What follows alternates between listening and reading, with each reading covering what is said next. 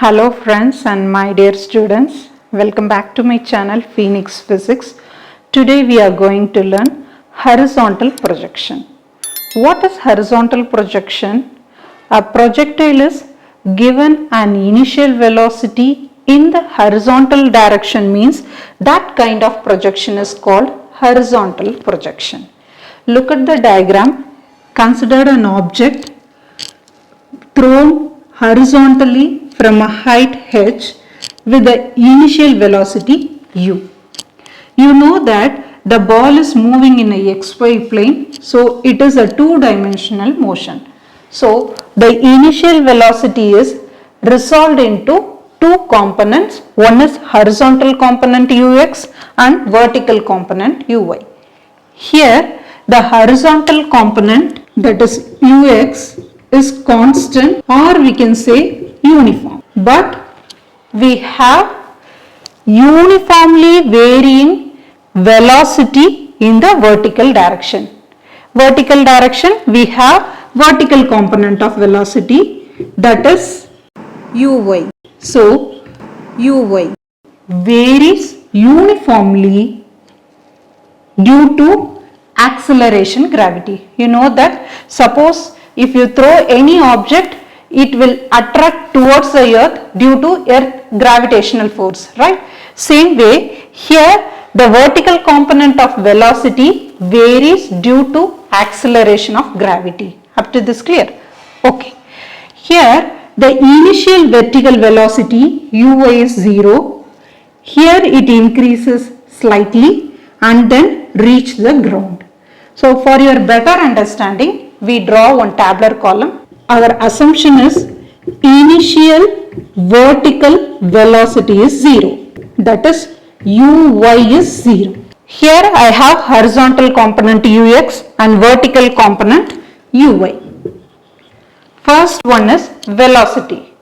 You know that the initial velocity is constant along the horizontal axis. So velocity is constant, or we can say uniform velocity. Then what about acceleration? You know the formula, A is equal to dv by dt, rate of change of velocity is acceleration. Here the velocity is constant. So what about acceleration? Acceleration is 0. The vertical component is uy.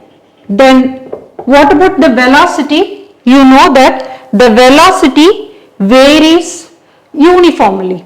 So here we have changing velocity. Then what about acceleration? Acceleration is constant, because you know the formula, acceleration is nothing but the rate of change of velocity.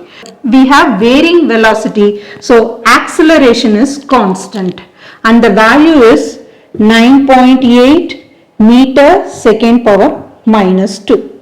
For velocity, ux is constant, but the acceleration is 0.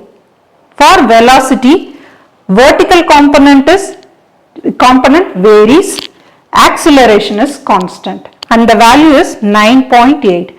Do you remember the assumption? G is acceleration due to gravity is constant in magnitude and direction in all the point of motion of the projectile. So G is constant. The ball moves along the OPA path. So path is path OPA. Then here horizontal distance, which one is our horizontal distance? This one is our horizontal distance. So horizontal distance equal to x. Then what about vertical distance? This one is our vertical distance. So vertical distance equal to y. So simply we can say horizontal distance is x and vertical distance is y.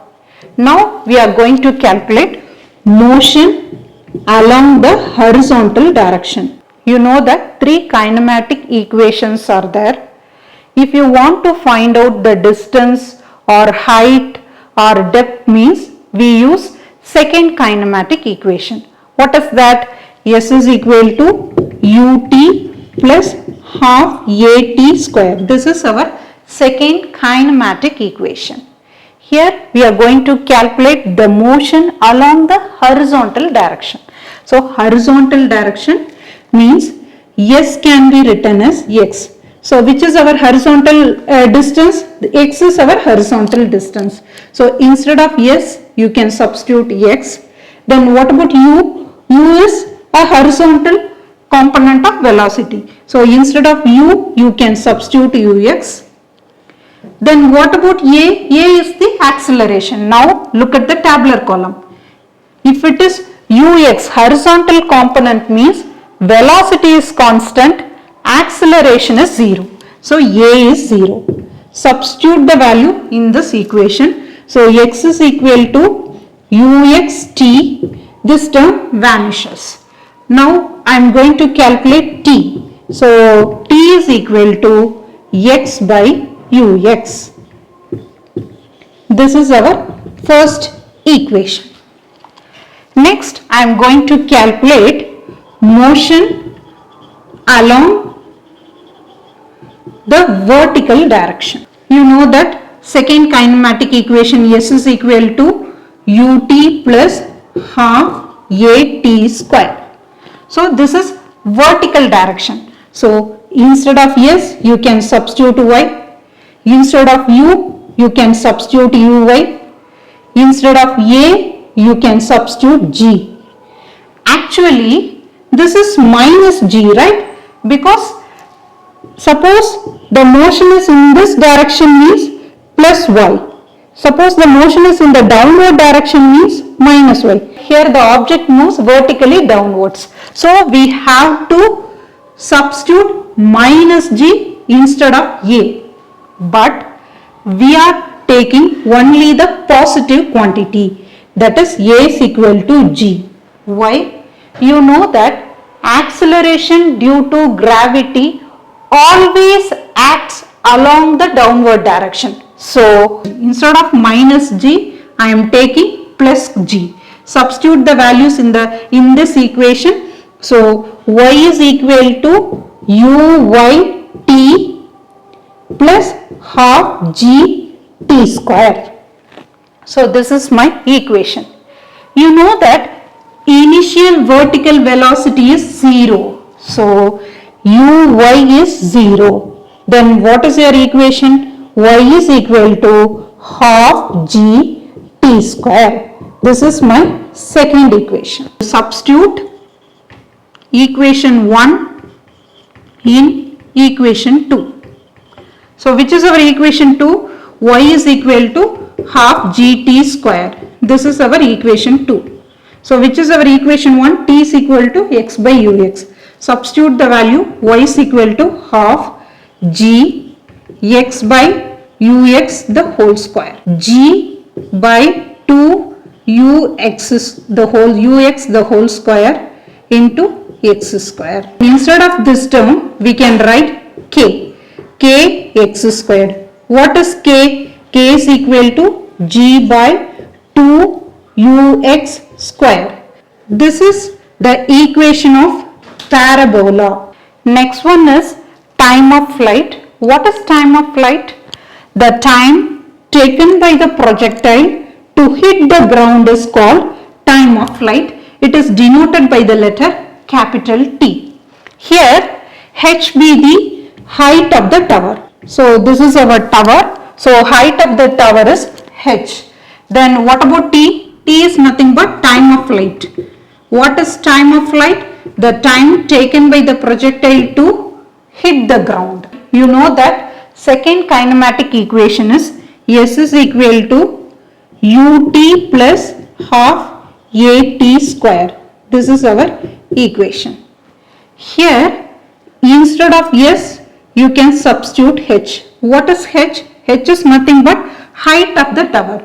Here we are calculating the time period. Projectile starts from here and reaches the ground here. So we are calculating the height h, that is instead of s we are substituting h. Then instead of u you can substitute uy, and instead of a you can substitute g. So h is equal to uyt plus half gt square.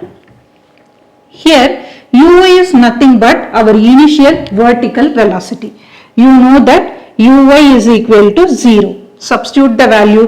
So h is equal to half g. Then t is, instead of t you can substitute capital T. What is this t? This t is nothing but time of flight. So half g t square. Suppose if I want to calculate t means, how do you write? That is t is equal to square root of 2h divided by g. This is our final expression.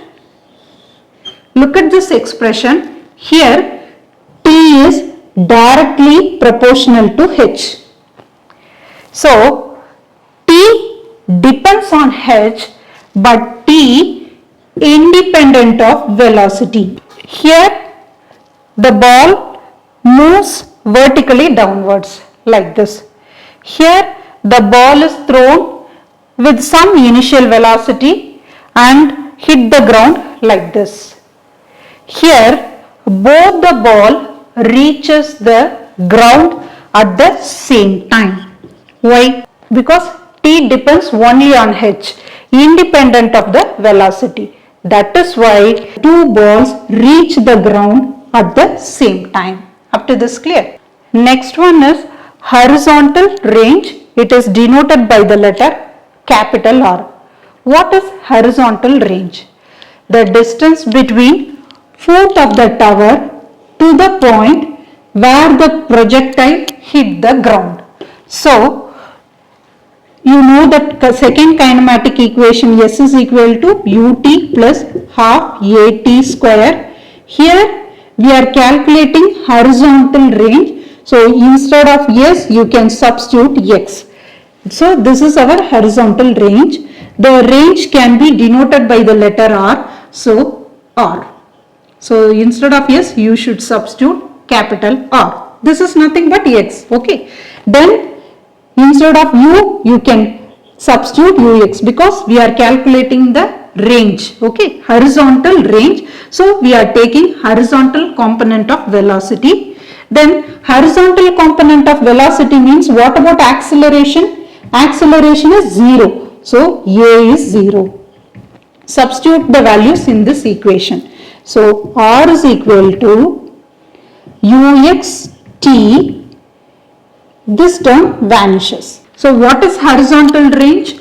The distance between foot of the tower to the point where the projectile hit the ground. So instead of t you can substitute time of flight capital T. You know the value, just now we derived. T is equal to square root of 2h by g.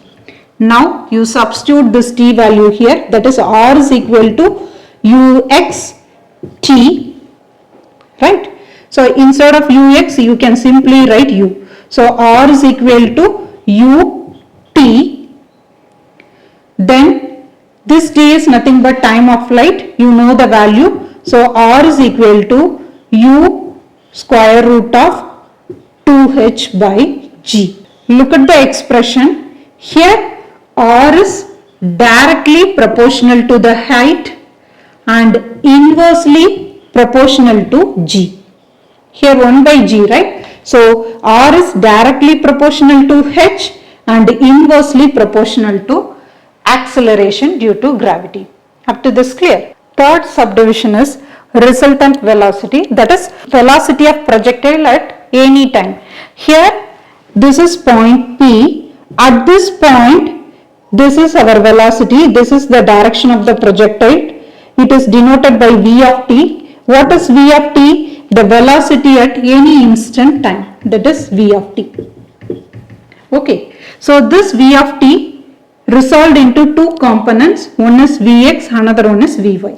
So in x-axis, how do you write this equation? This is nothing but first kinematic equation, that is v is equal to u plus at. Here in x-axis means instead of v you can substitute vx, instead of u you can substitute ax plus at. So in the x-axis means what about the acceleration? Acceleration is 0. So a is 0. So Vx is equal to ux, or simply you can write Vx is equal to u. That is ux equal to u. Okay. So this is our equation 1. Second one, in y-axis.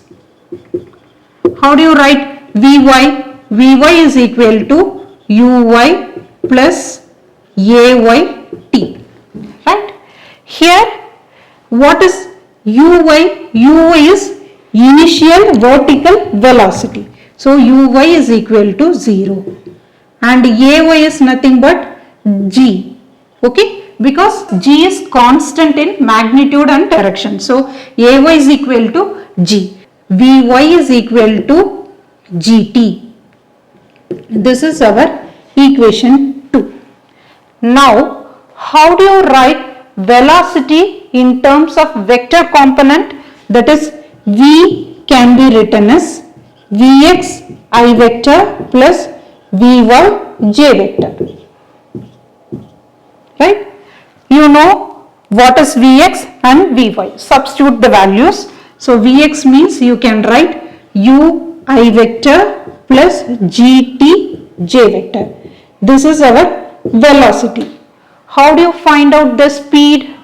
Speed of the projectile. Speed means magnitude. How do you find out the magnitude? Simply take the root of u square plus gt the whole square. This is our speed of the projectile. Or you can write square root of u square plus g square t square. This is speed of the projectile. Our fourth subdivision is speed of the projectile when it hits the ground means we should apply the time of flight formula. What is our time of flight formula? T is equal to square root of 2h by g. Just now we found out horizontal component of velocity Vx is equal to u. Vertical component of velocity Vy is equal to gt. Here instead of t you can substitute capital T. What is this t? This is nothing but time of flight. Substitute the value Vy is equal to g into square root of 2h by g. Or you can write, bring this g inside the square root. So 2h g square divided by g. Cancel this. So finally square root of 2hg. This is our Vy. Then how do you find out the velocity? You know that velocity means v is equal to vx I vector plus vy j vector. What is our vx I vector? That is u I vector. What is vy here? Square root of 2hg j vector. Right? How do you find out the speed of the projectile when it hits the ground? Simply you can take the magnitude. Here I have ui vector, so you can write u square plus. Here I have square root of 2hg. 2hg square root of 2hg the whole square. So your final answer is square root of u square plus 2hg. So this is our speed of the projectile when hits the ground. This is our final expression. In this derivation, don't forget this tabular column and this condition. What is our condition? Initial vertical velocity uy is equal to 0. So in the tabular column, horizontal component of velocity is constant but the acceleration is 0. Here vertical component of velocity varies with g but the acceleration is constant. If you remember this, you can easily derive this projectile motion derivation. I hope this video is useful to you. If you like my video, please share and subscribe my video. Thank you.